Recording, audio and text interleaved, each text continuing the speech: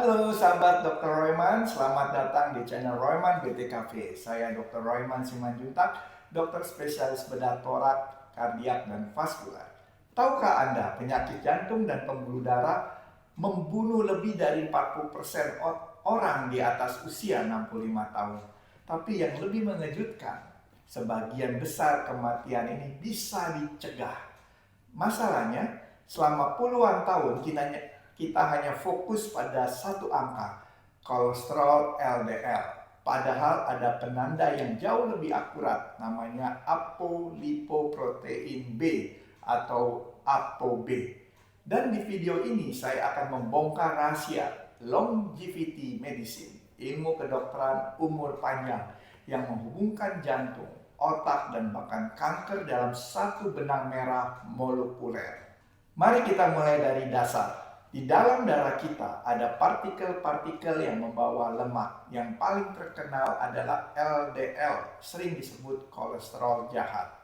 Tapi yang jarang dibahas, setiap partikel LDL, VLDL, dan lipoprotein A memiliki satu molekul apolipoprotein B di permukaannya. Satu partikel, satu ApoB. Jadi ketika kita mengukur ApoB, kita sedang menghitung jumlah total partikel aterogenik, partikel yang bisa menempel di dinding pembuluh darah. Kenapa ini penting? Bayangkan, dua orang dengan LDL kolesterol sama persis, 130 mg per desiliter. Orang pertama punya partikel LDL yang besar-besar. Orang kedua punya partikel kecil dan padat. Siapa yang lebih beresiko? Jawabannya, orang kedua. Partikel kecil ini lebih mudah menembus dinding arteri dan dengan ApoB kita bisa mendeteksi perbedaan ini. Sesuatu yang LDL biasa tidak bisa tunjukkan. Nah, perbandingan penanda lipid bisa lihat di tabel ini. APB, apa yang diukur? Jumlah partikel aterogenik total. Keunggulan klinisnya, penanda paling akurat resiko CVD. LPA, lipoprotein A, faktor genetik, 6 kali lebih aterogenik dari LDL biasa.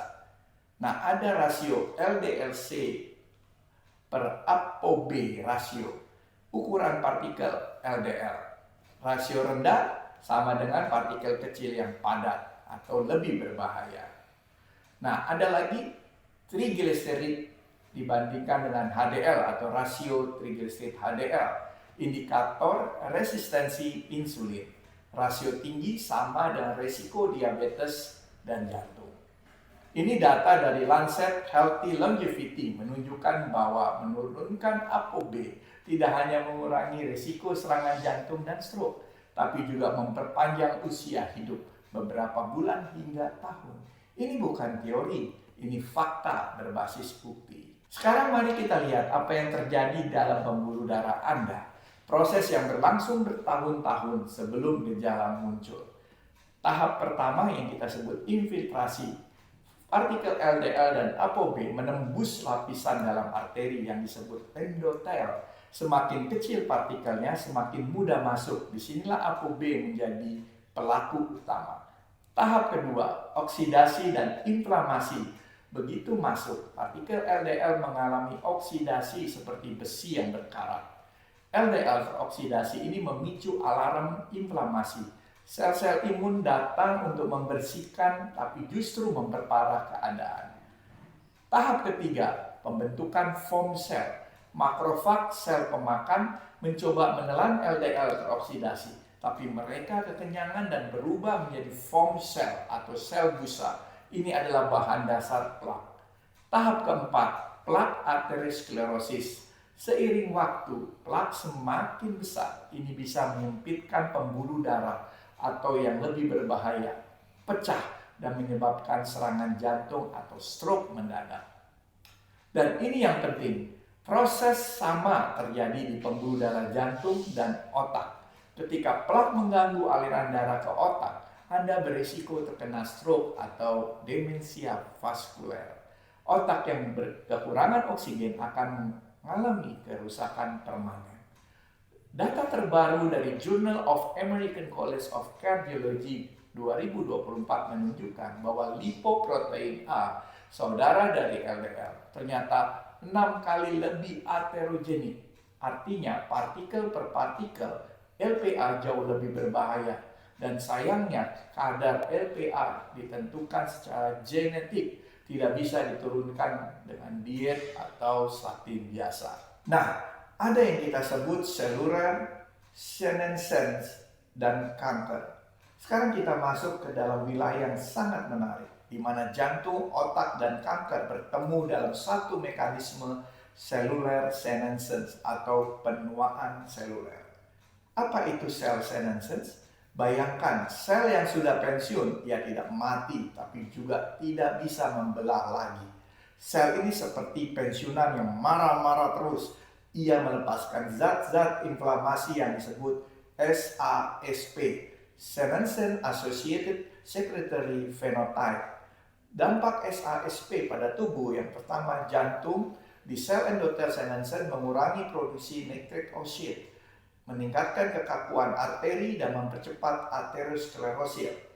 Sel-sel foam sel di plak juga banyak yang senescent.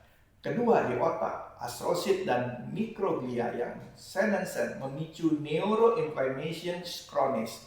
Ini berkontribusi pada Alzheimer dan demensia vaskuler.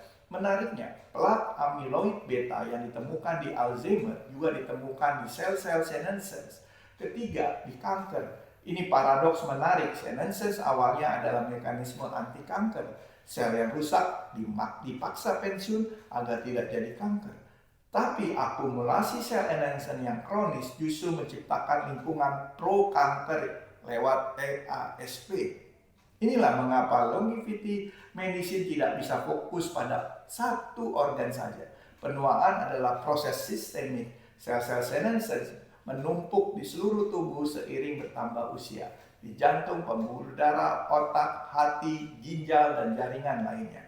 Studi dari Westlake University 2024 bahkan berhasil membuat jam penuaan berbasis transkrip sel tunggal yang bisa memprediksi resiko kanker payudara. Artinya, usia biologis sel Anda bukan usia kronologis yang menentukan resiko penyakit. Segmen berikutnya adalah senolytics dan masa depan. Kabar baiknya, sains sedang mengembangkan solusi revolusioner yang disebut senolytics, obat yang secara selektif membunuh sel-sel senescent tanpa merusak sel sehat. Kombinasi dasatinib dan quercetin, kombinasi ini sudah menunjukkan hasil menggembirakan dalam studi praklinis. Pada tikus, kombinasi D dan Q berhasil memperbaiki fungsi jantung, mengurangi kalsifikasi plak, dan bahkan memperbaiki fungsi kognitif. Fisetin, SI flavonoid alami. Fisetin yang ditemukan dalam stroberi dan apel terbukti meningkatkan usia sehat tikus hingga 20%. Saat ini sedang dalam uji klinis untuk Alzheimer dan osteoartritis pada manusia.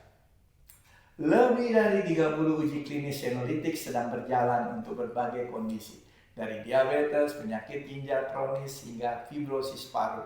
Dan yang menarik, pendekatan intermittent tampaknya cukup efektif. Anda tidak perlu minum obat setiap hari. Apa yang bisa Anda lakukan sekarang? Periksa ApoB Anda, tidak hanya LDL kolesterol, minta dokter Anda untuk tes ini. Periksa LPA, cukup sekali seumur hidup karena nilainya genetik dan stabil.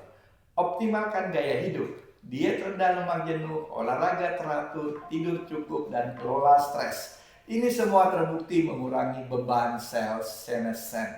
Konsultasi dengan spesialis jika hasil tes menunjukkan risiko tinggi. Diskusikan opsi terapi dengan dokter. Longevity medicine bukan tentang hidup selamanya. Ini tentang hidup lebih lama dengan kualitas lebih baik.